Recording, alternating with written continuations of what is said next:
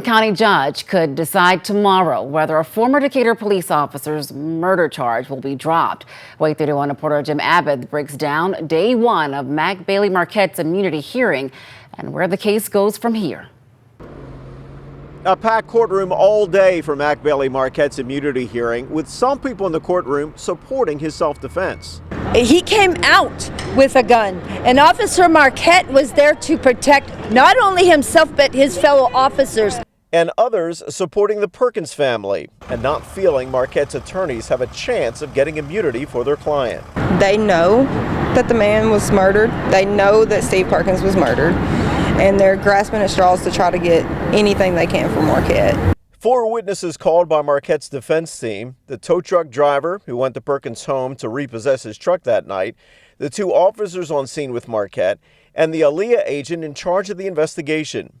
In testimony, the 2 officers agreed Perkins was the aggressor, but the Aaliyah agent, Jamie King, questioned the officers' approach that night, saying Perkins could not have known the police were there until they yelled at Perkins as he was coming across the yard with his gun. And that was just seconds before the shots were fired. I think the facts that we're hearing coming forward are very incriminating or in line with what the grand jury saw and the reason we received criminal indictments. It's now up to the attorneys on both sides to cite case law and present their legal arguments.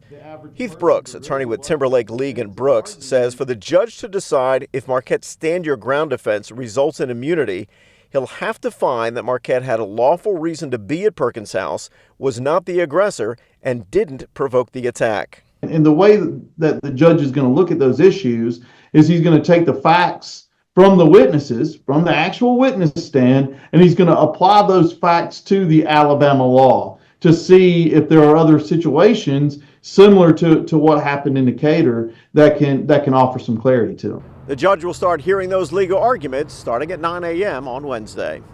In Decatur, with coverage you can count on, Jim Abbott, Way 31 News.